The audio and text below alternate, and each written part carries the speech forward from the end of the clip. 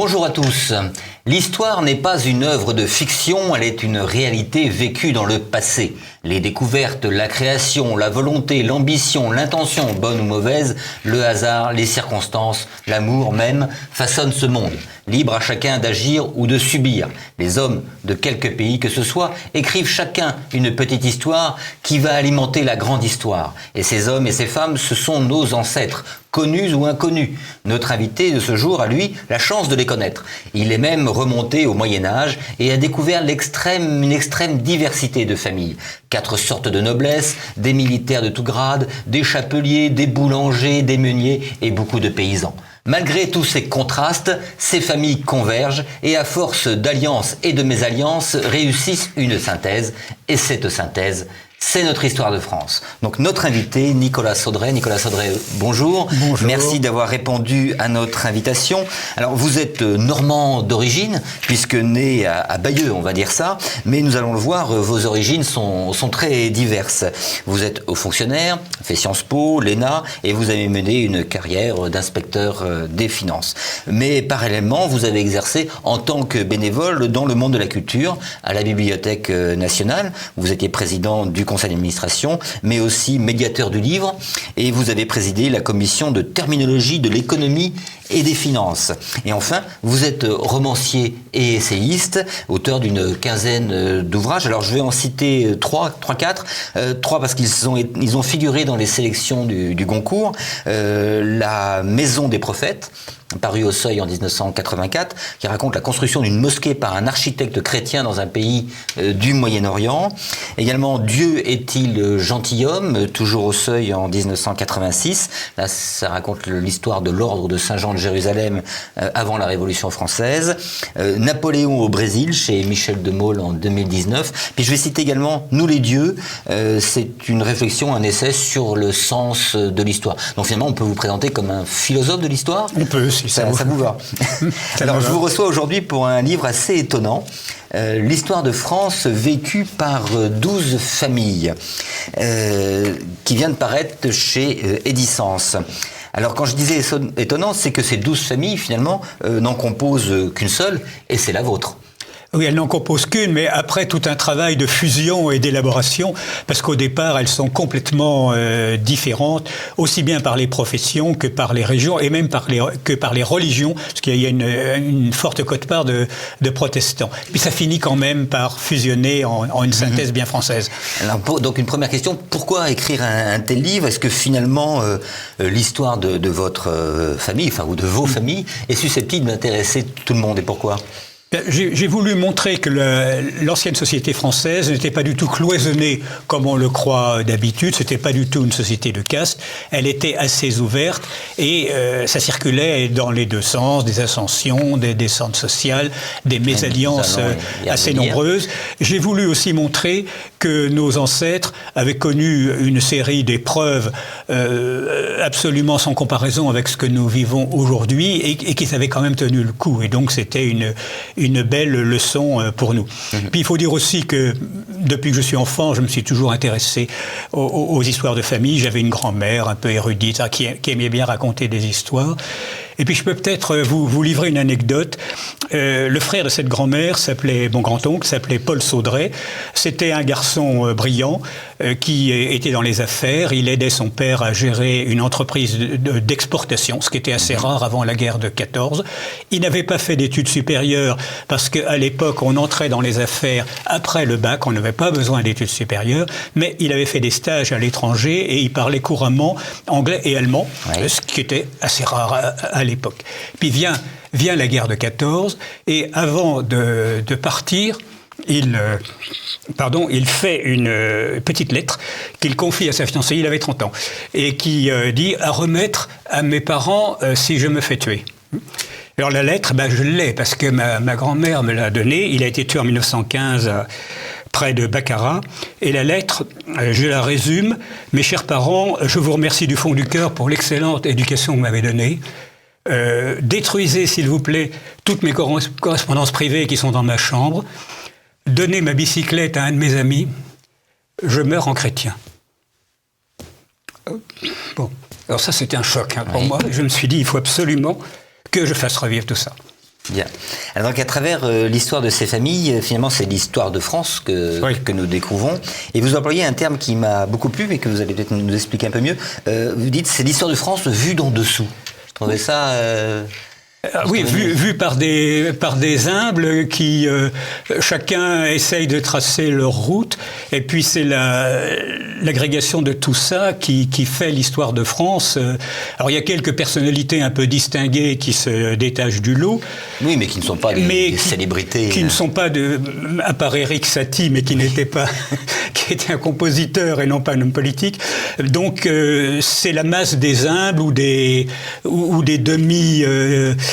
demi-aisés qui ont fait notre histoire. Donc c'est pour ça que finalement c'est une histoire qui peut nous parler à tous. Est-ce que vous pensez que tout à chacun dans ce livre, s'il en fait le travail, peut retrouver finalement, est-ce que c'est l'histoire d'une famille, de 12 familles communes? C'est ça. Donc chacun peut s'y retrouver. Alors il se trouve que par hasard ou par chance, il y a beaucoup d'éléments pittoresques chez moi qu'on ne retrouve pas forcément ailleurs. Mais l'idée générale est la même. Hein, la fusion, notamment grâce à Paris, des gens qui viennent de toutes les provinces, puis qui fusionnent. Alors cette petite histoire qui fait la grande, finalement va nous faire interroger sur le sens de l'histoire. Hein, je sais que vous avez écrit un livre, Nous les dieux, donc vous parlez du sens de l'histoire. Est-ce que donc il y a peut-être vraiment un sens de l'histoire, ou est-ce que ce sont tous ces hommes qui la font? Alors, y a-t-il vraiment un sens de l'histoire? Ce serait téméraire de dire que oui. On peut dire le sens de l'histoire, c'est la mondialisation. Ça, c'est un peu triste de dire ça. Moi, je crois que l'intérêt de notre genre humain, c'est qu'il a formé des sociétés différentes, dont chacune a son intérêt. Donc, l'idée d'un sens général de l'histoire, ça ne me séduit pas beaucoup. L'idée que notre civilisation occidentale a un sens, oui, sans doute. Alors, est-ce qu'elle va vers le déclin? Bon, c'est une vaste question que on va pas essayer de résoudre aujourd'hui. En tout cas, la période que je décris, les 5-6 siècles que je décris, c'est essentiellement une ascension. Une ascension. Nos problèmes actuels, bon, je ne les ai pas traités. Et donc, cette histoire, finalement, pour vous, elle est plutôt faite par les hommes? Ah, évidemment. Non pas, il n'y a pas de grand sens messianique? Oui, enfin, c'est le résultat d'une convergence. Hein. Alors, vous réussissez à rendre finalement votre arbre généalogique vivant. Hein, on passe de branche en branche. Mes 12 arbres. Vos 12 arbres. Mais je voudrais en tirer quelques constantes. Et donc la première que je voudrais, vous l'avez évoqué au début, battre en brèche, une première idée reçue, c'est que finalement la société n'était pas si figée qu'on le croit. Et pour ça, vous nous le démontrez en remontant jusqu'au XIVe siècle. Donc je voudrais que vous nous donniez quelques exemples justement de ce décloisonnement de la société.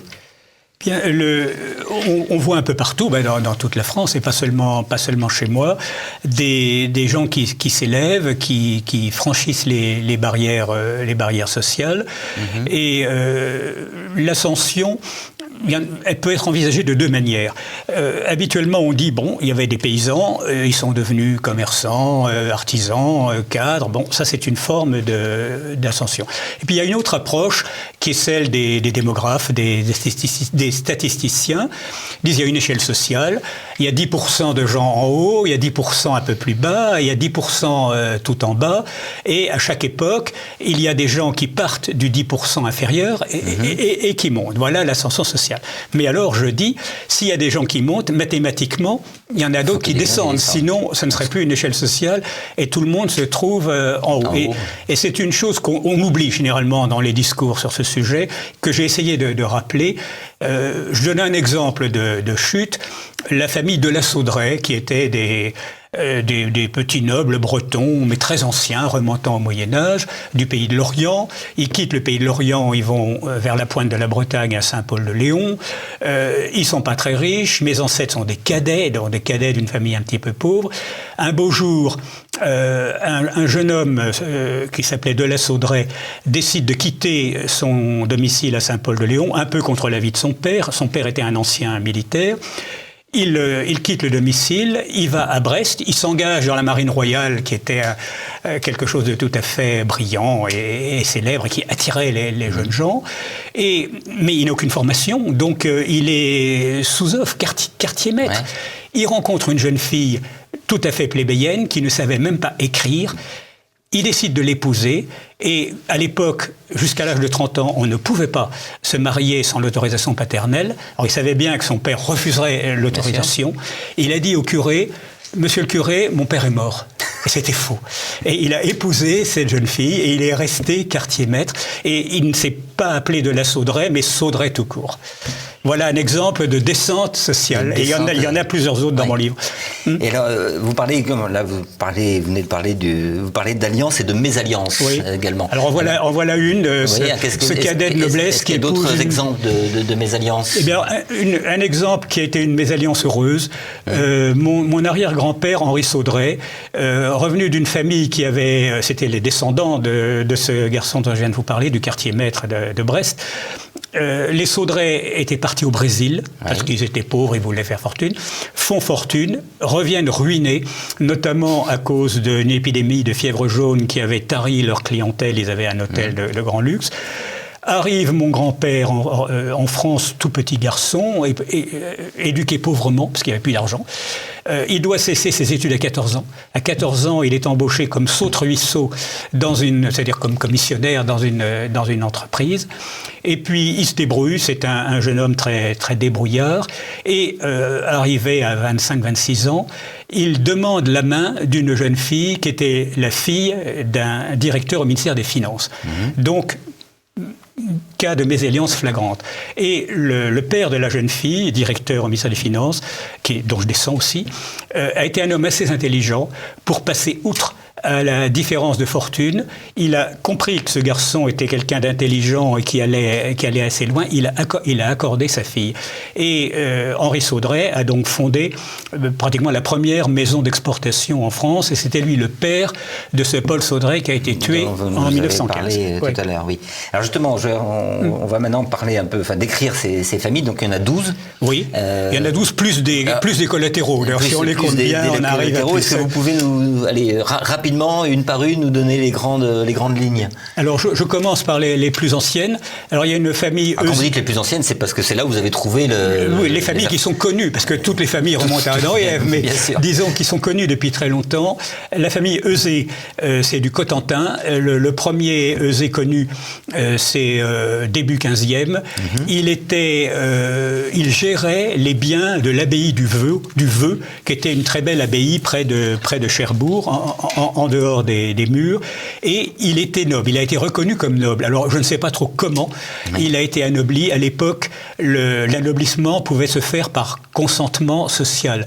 Ce monsieur, il a peut-être guerroyé, il administre une grande abbaye, allez hop, il est noble. Ce qui, peu de temps après, a cessé d'être, et les rois de France se sont réservés le monopole de l'anoblissement. Alors voilà, une famille ancienne. Donc là, qui viennent de Normandie. Ils viennent de Normandie, et même de la Normandie extrême, ce que j'appelle le Finistère normand, c'est-à-dire le Cotentin, ancienne île, rattachée au continent à une époque géologique assez récente. Alors, autre exemple, Jean d'Anneau, c'est la même époque, début du XIVe. Jean d'Anneau, venu de la Thiérache, qui est un pays à la frontière de l'actuelle Belgique, s'engage comme simple soldat dans l'armée française, c'est au temps de Jeanne d'Arc, combat à Patay sous les ordres de Jeanne d'Arc et a l'extrême chance de capturer le grand chef des Anglais qui s'appelait Talbot. Alors à la suite de ça, Jean d'Anneau a été anobli. Mais le degré le plus bas de la noblesse, il était écuyer et sa famille n'a pas pu s'élever au-delà de cette promotion sociale. Troisième exemple de famille ancienne, mais très différente, famille de Haussy, H-A-U-2-S-Y, venue du nord de la France, installée à Péronne en Picardie, qui est une ville qui autrefois avait nettement plus d'importance qu'aujourd'hui parce qu'elle gardait l'un des rares passages sur la rivière Somme. Les Haussy s'installent là et pendant 5 siècles, ils participent à un bon niveau à la vie de la ville de Péronne. Ils sont magistrats de père en fils et 5 au moins d'entre eux ont été maires de Péronne. Mais ils n'ont pas cherché à quitter ce petit paradis qui était Péronne, ça leur suffisait. Donc l'ascension sociale a été freinée et même arrêtée pendant 5 siècles à Péronne. Voilà des exemples de familles anciennement connues. Alors des familles récemment connues, bon, je vais en prendre une qui, cette fois, elle vient de Suisse, c'est des Grisons, ce qu'il y a peut-être de plus montagneux et de plus typique en Suisse. Famille Hermann, un jeune homme, tout de suite après la chute de Napoléon, quitte les Grisons, qui était un pays pauvre, la Suisse était encore un pays pauvre, à part Genève, pour aller faire fortune en France, et faire fortune comment? Par la boulangerie. Parce qu'il avait appris la boulangerie, donc il vient en France, il vient en Normandie. La Normandie était riche, les Grisons étaient pauvres. Il s'installe, il vient dans une petite ville charmante appelée Bernay, dans l'Eure. Il s'installe comme boulanger, il réussit bien. Son fils, également appelé Hermann, cesse d'être boulanger pour devenir pâtissier parce que c'était plus chic d'être pâtissier. Ce deuxième Hermann a une fille unique appelée Anna, et Anna, son père étant veuf, aidait son père à tenir la boulangerie à Bernay. Et elle était surnommée la belle pâtissière. C'était mon arrière-grand-mère. Je suis l'arrière-petit-fils de la belle pâtissière. De Bernay. Arrive un jeune officier sans le sou breton. Il épouse Anna. Ce sont les arrière-grands-parents. Voilà un exemple de famille récemment sortie de... Alors justement, je voulais en venir, je vous ai fait parler un peu de ces 12 familles. En venir là, qui est la mobilité. La mobilité géographique de tous ces gens. Il y en a qui viennent de Normandie, de Picardie, de Suisse. Vous en avez qui venaient d'en dessous de la Loire quand même? Alors oui, j'ai un ancêtre qui s'appelait Jean de Nérouze, qui était à Nîmes, qui était né et élevé à Nîmes, et qui était le fils d'un ouvrier en chambre. Donc parti vraiment d'un niveau extrêmement modeste. Peut-être protestant, mais je n'en ai pas eu absolument la preuve. Ce Jean de Nérouze, homme très actif, quitte Nîmes pour les environs de Paris et fonde une manufacture de cachemire. Le cachemire était une époque très, très en vogue et il réussit très bien. Enfin, c'était pas une très grosse entreprise, elle avait en gros 230 personnes, mais enfin... Partant d'où il partait, c'était très remarquable. Et il a gagné plusieurs médailles d'or dans les expositions internationales. Alors c'est un cas de promotion et d'ascension sociale en une seule génération. Mais c'est rare. D'habitude, en général en France et dans mon livre aussi, ça demandait au moins 2 générations, l'ascension sociale. Et donc cette mobilité géographique, elle est provoquée par quoi? Elle est provoquée, il faut bien dire, par l'attrait de Paris, qui est un peu à côté miroir aux alouettes aussi. Paris attire les jeunes ambitieux. Et ça, vous l'avez constaté à partir de quelle époque? Bien, depuis très longtemps, je vois, depuis le milieu du XVIIe, j'ai un ancêtre qui s'appelait Pharoux, un P-H-A-R-O-U-X, qui venait probablement de Vendée, qui s'est installé à Chaillot, qui à l'époque était une paroisse distincte de Paris, qui a fondé une boulangerie. Elle a réussi, il a été... Encore un boulanger. Les boulangers et les militaires sont les plus répandus dans mon livre. Il a fondé une boulangerie, ça a réussi. Il a été élu marguillier de sa paroisse, donc ça prouve qu'il était devenu un petit notable local. Ceci au milieu du XVIIe. Donc l'exode rural, c'est pas seulement le XIXe comme on croit. Ça a commencé beaucoup plus tôt.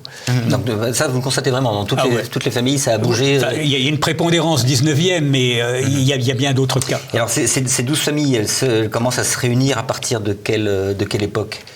Bien, la fusion se fait de manière progressive à mesure que les gens arrivent à Paris et ils se marient avec D'accord, donc Paris est principalement le point... Paris est le point de convergence, c'est bien connu dans l'histoire française, et c'est Paris qui provoque la fusion des différentes familles.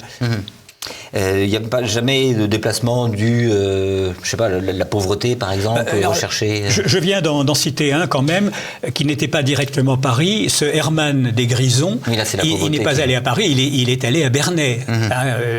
Très sympathique petite ville, mais ça n'est pas Paris. Et c'est seulement ses descendants, plusieurs générations après, qui sont allés à Paris. Donc le phénomène est complexe. Ouais. Alors vous parliez également vous venez de parler des boulangers, donc finalement il y a aussi une stabilité, c'est une vraie dynastie de boulangers plutôt peut-on dire, qui dure combien de temps? Tout à fait. Si je pars du milieu du XVIIe siècle, j'arrive au début du XIXe, donc ça fait 170 ans à peu près. De boulangers, tous dans l'Ouest parisien ou à Paris même. Alors avec de très grandes inégalités, il y avait des boulangers riches, il y avait des boulangers pauvres, mais qui n'ont pas cherché à sortir de leur boulangerie. Donc l'ascension sociale a été bloquée pendant... Est-ce que ça veut dire, je vais reprendre un dicton, il faut se marier dans sa rue, est-ce que ça veut dire que par exemple ces boulangers épousaient des filles ou des fils de boulangers? Mais bien sûr. Et alors quand ils n'avaient pas de chance, quand ils n'avaient pas l'occasion de reprendre une boulangerie, ils devenaient cafetiers. Mais ça n'allait pas au-delà. Alors je vais vous citer un exemple. Un de mes ancêtres, qui s'appelait donc Farou, s'installe à Auteuil, au Point du Jour, les auditeurs connaissent peut-être, et fonde une boulangerie assez modeste. Il engendre 3 enfants, il meurt peu de temps après. Sa femme, qui est une personne extrêmement courageuse et résiliente, épouse l'ouvrier boulanger. Il y avait un ouvrier boulanger, continue la boulangerie, 4 autres enfants. Donc 7 enfants. Le deuxième mari meurt. Elle se retrouve veuve avec 7 enfants. Elle, ni une ni deux, elle crée une auberge au Point du Jour.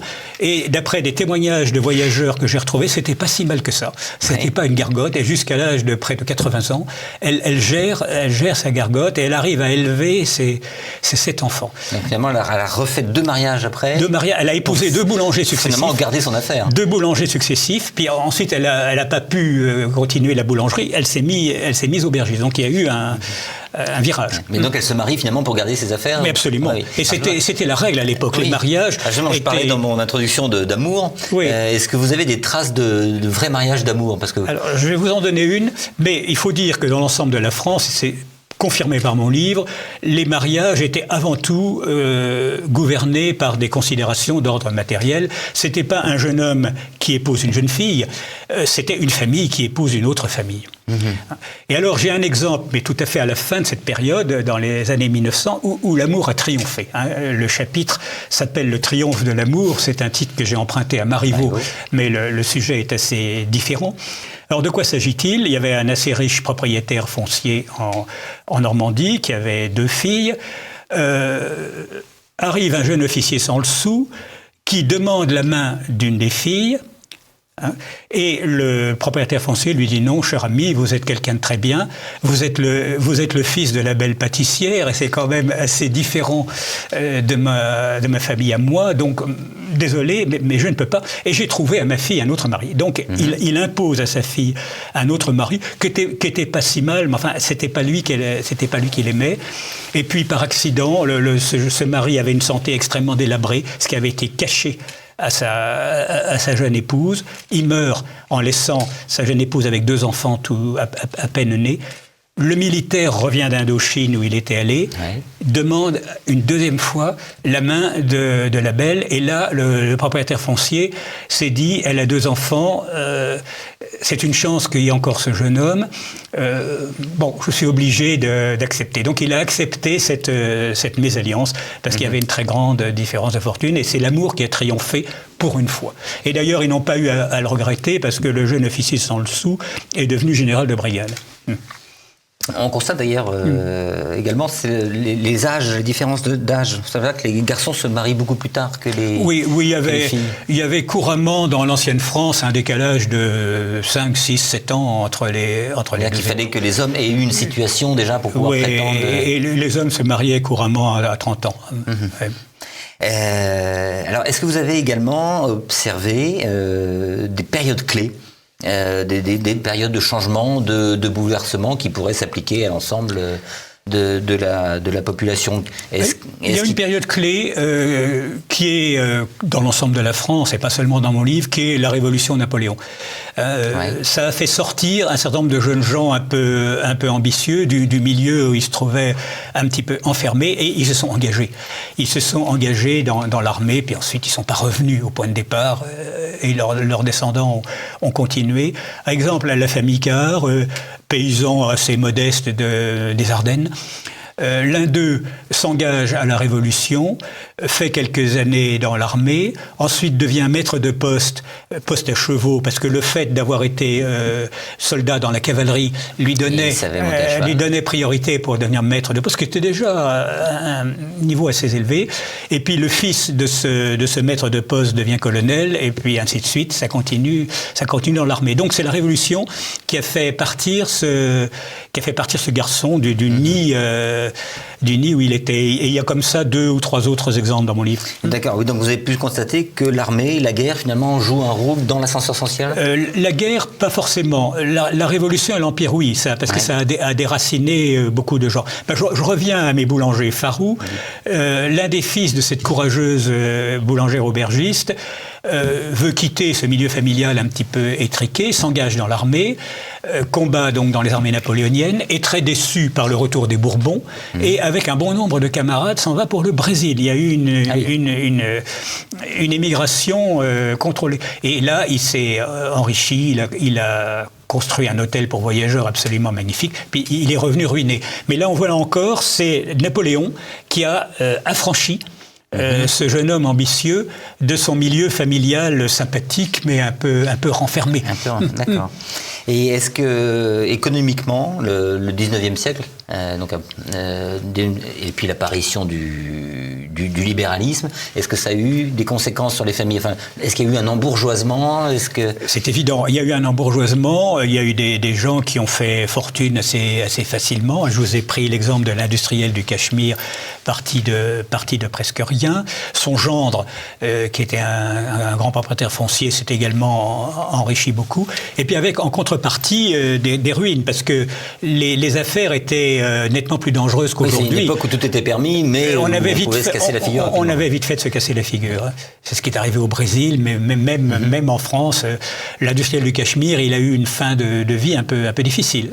Et le reste de la famille, il y a eu d'autres réussites Est-ce que là, j'aurais vraiment tiré des constantes? Je vous ai cité le cas d'Henri Saudret, venu petit garçon du Brésil, et donc qui a fondé la première maison d'exportation française et qui est devenu président de la Chambre d'exportation. Voilà un cas d'ascension sociale assez brusque. Et alors, ensuite, les deux guerres mondiales, Première Guerre mondiale, Seconde Guerre mondiale, est-ce que ça a vraiment changé, fait éclater les choses? Dans mon cas, non. Dans mon cas, non. Je peux dire que ça a plutôt été négatif. Et ça a été une source de malheur et de chagrin. Mais mes deux grands-pères ont été blessés durant la guerre de 14. J'ai eu 3 grands-oncles tués. Ensuite, en 40, mon père grièvement blessé avant ma naissance, et s'il était mort de sa blessure, je ne serais pas là à vous parler parce que j'ai été conçu après. Donc ces 2 guerres mondiales ont été pour eux, et comme pour la plupart des Français, de graves épreuves. Mais est-ce qu'on a, au niveau des conséquences, enfin on s'aperçoit souvent de ça, c'est au niveau de la mobilité géographique que finalement après la Seconde Guerre mondiale surtout ça bouge beaucoup plus, est-ce que c'est le cas? Je suis pas sûr, en tout cas mes familles étaient déjà implantées à Paris pour l'essentiel, donc elles n'avaient pas besoin d'en changer.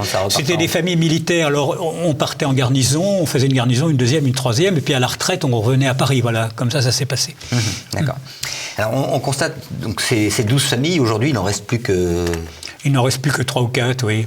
3 ou 4, c'est-à-dire que les noms se sont éteints? Oui, ils se sont éteints par une logique tout à fait habituelle. C'est que jusqu'à une époque très récente, le nom n'était transmis que par les garçons et pas par les filles. Alors à chaque génération, il y a des gens qui n'ont pas d'enfants, il y a des gens qui n'ont que des filles. Alors à ce moment-là, le nom s'éteint. Alors que la population augmente, vous voyez. Oui. La population augmente et le nombre de noms diminue. Maintenant, le fait que les parents peuvent donner à leurs enfants le nom de la mère aussi, va sauver un grand nombre de noms et en créer d'autres. Il y aura des noms composés. Donc cette perte du nombre de noms va s'atténuer ou même changer de sens. Au XVIe siècle, par exemple, il y avait beaucoup plus de noms de familles distincts en France qu'aujourd'hui. La plupart se sont éteints. Et alors, d'ailleurs, à propos d'extinction, en termes de nombre d'enfants, on constate là aussi une diminution de la natalité dans toutes les familles. C'est le lot de tout le monde. C'est le mouvement général. Mais dans ma famille, il y a quand même des cas en sens inverse. Par exemple, ma grand-mère née Saudray, elle a eu 20 petits-enfants. Oui. Alors, c'est un énorme... Je voudrais revenir sur votre travail, parce que c'est un énorme travail de généalogie que vous avez fourni. Et on sait que les Français en sont assez friands. C'est un travail qui représente combien d'années de travail ? Je dirais que c'est le livre de toute une vie, parce que dès que j'étais petit-enfant, je me suis intéressé à ces histoires. Ma grand-mère m'avait intéressé à ça. Puis ensuite, j'ai complété au fil du temps mes recherches par des interventions dans les archives départementales de tel et tel département. J'ai trouvé dans les affaires de ma grand-mère cette lettre de Paul Saudray, tué en 1915, qui m'a confirmé dans ma volonté de faire revivre tout ça. Et la rédaction proprement dite n'a duré que 2 ou 3 ans. Oui, mais pour retrouver justement des archives du XIVe siècle sur des familles qui ont disparu, vous êtes énormément déplacé, beaucoup d'écritures. Oui, il y a eu des coups de chance. Par exemple, je me présente aux archives départementales de la Manche, à Saint-Lô. Bon, j'avais le nom de mon ancêtre Robert Eusé, XIVe siècle, mais je ne savais pas trop ce qu'il avait fait.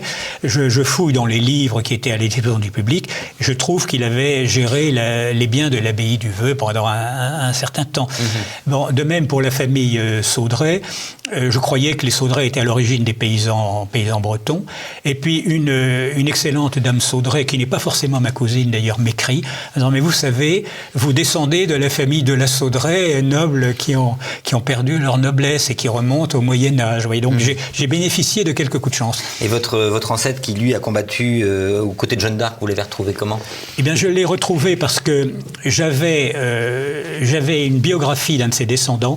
L'un de ses descendants s'appelait Lambert d'Anneau, était un pasteur protestant de choc au XVIe siècle, et qui était quelqu'un de très important à l'époque, et il y avait une biographie. Alors je lis la biographie, et je vois Lambert d'Anneau explique qu'il descend de Jean d'Anneau, compagnon de Jeanne d'Arc. Alors justement, vous parlez d'un pasteur, on n'a pas abordé la question religieuse. Vous avez des ancêtres protestants, enfin donc ils sont devenus protestants. Est-ce que vous savez ça se passe où et à quel dans différents endroits. J'ai eu des protestants paysans.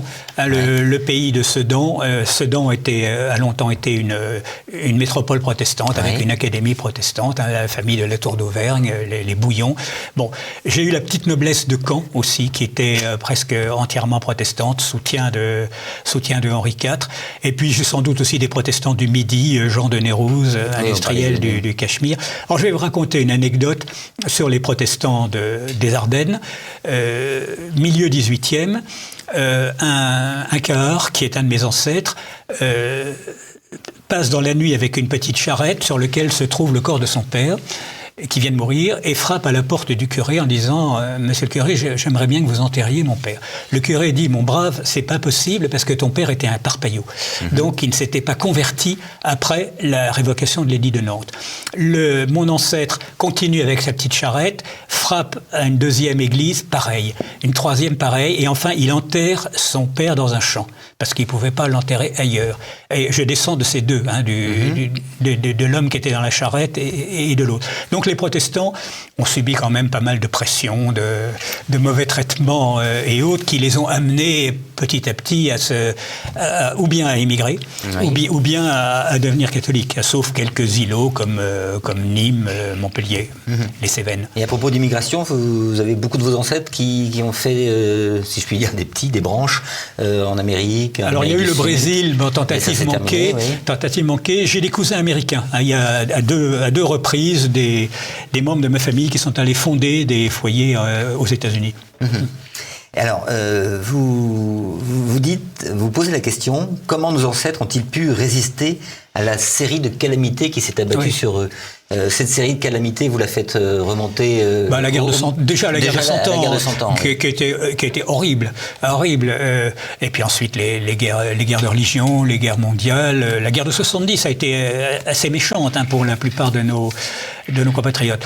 Bon, il faut dire qu'il y a eu des morts, des blessés, et puis la plupart des familles s'en sont quand même tirées.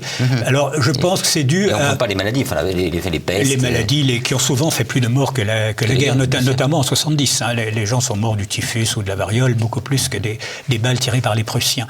Alors, j'attribue cette résilience à la vieille éducation française. Expliquez-nous ça. On apprenait aux jeunes garçons et jeunes filles à se contenter de peu, à travailler, à obéir quand il le fallait, à ne pas se plaindre tout le temps. Donc c'est ça qui leur a permis de traverser les épreuves. Et je me demande s'il nous arrivait le même genre de choses à nous serions capables de la même résilience. Enfin, à chacun de répondre.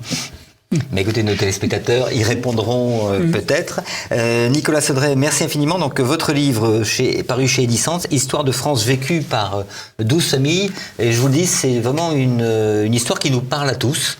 Et je pense que ça peut encourager des gens un peu il faut avoir du temps quand même, bien évidemment. Mais aujourd'hui, avec Internet, c'est de plus en plus facile, surtout qu'on trouve des sites Internet collaboratifs. C'est-à-dire que plusieurs membres de la même famille peuvent s'y mettre et alimenter avec leurs histoires, histoire de remonter le plus loin possible, et puis voir que 12 familles pour n'en faire qu'une.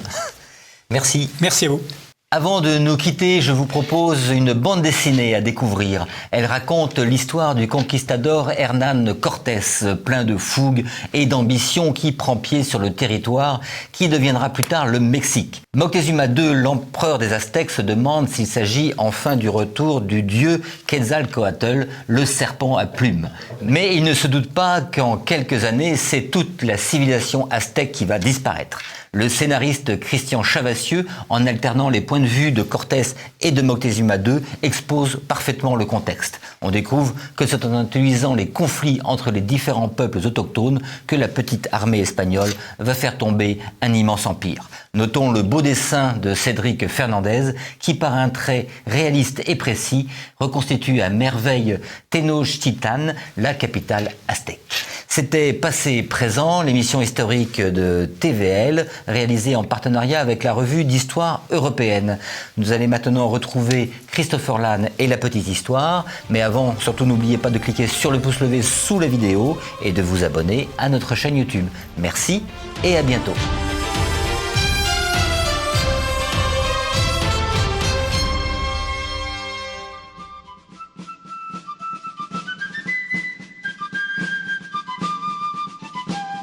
Salut les amis, aujourd'hui on va parler de la guerre de sécession. En novembre 1860, Abraham Lincoln, le mec avec la barbe, non pas lui, lui non plus, bon voilà, est élu à la tête des États-Unis. Pour présenter très rapidement Abraham Lincoln, il est démocrate, il est progressiste et surtout, il est très favorable à l'abolition de l'esclavage. Durant son mandat, il propose donc d'interdire l'esclavage dans tous les nouveaux États qui viendraient rejoindre l'Union. Malgré tout, il consent pour un maintien de l'esclavage dans les États du Sud où il se pratique déjà. Mais quand bien même il leur garantit que l'esclavage sera maintenu dans leurs États, les États du Sud ont peur de se retrouver en minorité au Sénat. Entre novembre 1860 et mars 1861, 7 États du Sud font ainsi sécession. Ils rédigent une nouvelle constitution et élisent même un nouveau président à la personne de Jefferson Davis. Il y a donc des tensions entre Lincoln, qui veut par-dessus tout sauver l'unité et sauver l'idéal des pères fondateurs, et les États du Sud qui craignent de voir leur indépendance menacée par un gouvernement central. 7 États esclavagistes ayant fait sécession, il en reste donc 8 auxquels Lincoln propose de négocier. Mais il se montre néanmoins très ferme et leur assure qu'il enverra l'armée si ceux-ci occupent les forts de l'État. Pourtant, le 26 décembre 1860, ce sont des troupes de l'Union qui occupent Fort Sumter. Fort Sumter, c'est un fort, et merci, qui garde l'accès au port de Charleston en Caroline du Sud. Sauf que la Caroline du Sud vient tout juste de faire sécession et donc l'occupation de ce fort par l'Union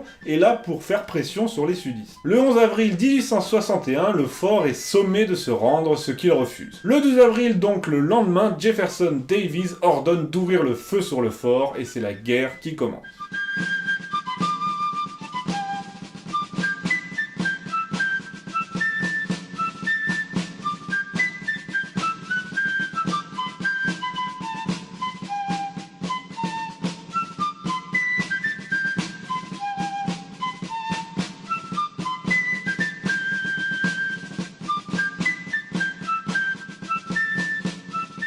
On voit donc que la motivation du Nord est surtout de sauver l'unité et d'éviter la sécession tout en faisant pression sur les États du Sud, et non d'abolir l'esclavage qui est une question qui arrivera bien après. D'ailleurs, Lincoln, dès son investiture, abolit certes l'esclavage automatiquement dans tous les nouveaux États, mais il propose le maintien dans les États du Sud, ce qui prouve bien que cela n'était pas une question centrale. Alors comment s'est déroulée cette guerre, militairement parlant? Au début, personne n'est prêt. Il faut dire qu'aux États-Unis, l'armée ne compte que 16 000 hommes. 16 000 soldats professionnels seulement en 1861, mais des deux côtés, il y a un engouement très fort et très vite les volontaires se présentent. Des milices se forment et le début de la guerre n'est ainsi qu'une série d'escarmouches entre milices d'un État contre milices d'un État voisin. Il n'y a aucune stratégie centralisée au départ, mais quel est le rapport de force? Le Nord est industriel et urbain, le Sud agricole et rural. Néanmoins, le Sud n'est pas négligeable et avec ses plantations et ses esclaves, il produit 75% du coton mondial et est la 4e puissance économique du monde. C'est ce qui a valu au Sud, malgré l'esclavage, une sympathie, notamment de la part de la France et de l'Angleterre qui malgré tout n'osait pas intervenir. Ouais, parce que ça la fout mal quand même. Mais dans cette guerre, c'est avant tout le Nord qui est le plus avantagé. En plus de concentrer plus de 80% de l'industrie, le Nord mobilise également beaucoup plus d'hommes, et ainsi au début de la guerre, les sudistes se battent à 1 contre 2,5. Au début et ensuite aussi. Face à cette situation, le Sud se retrouve donc dans l'obligation de mener une guerre de résistance en attendant que le Nord, et surtout que l'opinion publique du Nord se lasse de cette guerre et reconnaisse son indépendance. Mais la guerre va se prolonger longtemps et va même se montrer particulièrement meurtrière. On l'oublie souvent, mais la guerre de sécession est la guerre la plus meurtrière de l'histoire des États-Unis.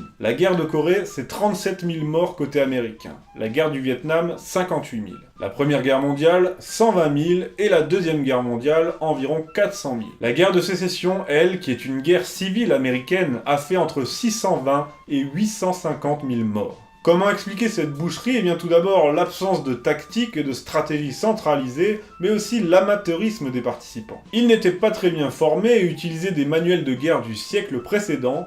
On a donc assisté à une guerre napoléonienne menée par des amateurs, par des bras cassés, enfin par des Américains quoi. Au nord, on a certes l'industrie et donc l'armement avec soi, mais on a de piètres généraux à l'image de Grant, surnommé Jojo l'Alcoolo, Descente du coude ou encore la Pinte céleste. Si, c'est vrai. En face, côté sud, on a moins d'hommes, moins de moyens, mais on a de meilleurs généraux, à l'image du général Lee, brillant tacticien qui brisera de nombreuses tentatives d'invasion. Grant, en revanche, est un général moyen sur le terrain, mais il a une vision stratégique globale, incluant des données telles que la démographie et l'économie. En 1864, faute de parvenir à déborder le général Lee, Grant lance ainsi une guerre d'usure. Les pertes vont monter en flèche, il va se créer une réputation de boucher, mais sa stratégie va payer. La même année, le blocus du Sud, appelé aussi plan Anaconda, va commencer à porter ses fruits. À l'est, la côte atlantique est totalement bloquée par la marine du Nord, nettement supérieure à celle du Sud malgré ses barques cuirassées redoutables. Là on voit ici un des tout premiers sous-marins qui était employé au Nord. Et ça, c'est une barque cuirassier du Sud qui augure déjà les bateaux cuirassiers qu'on verra notamment pendant la Première Guerre mondiale. À l'ouest, le Nord prend le contrôle des rivières à l'aide de ses flottilles fluviales. L'étau se resserre et le Sud est victime de malnutrition, il voit éclater des émeutes de la faim, il ne peut pas importer d'armement étranger et son inflation grimpe à 9000%. Ainsi, malgré la vaillante résistance des troupes du général Lee, c'était perdu d'avance. En juillet 1864, après la prise de Vicksburg et de Port Hudson, la Confédération est littéralement coupée en deux. Lee ne parvient pas à se défaire de cette situation et à battre en retraite convenablement. Il capitule le 9 avril à Appomattox.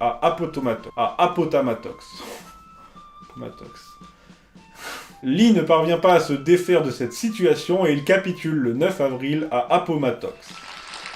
Voilà, la guerre est terminée. Mais alors, quel est le rôle de l'esclavage dans tout ça? C'est ce que nous allons voir.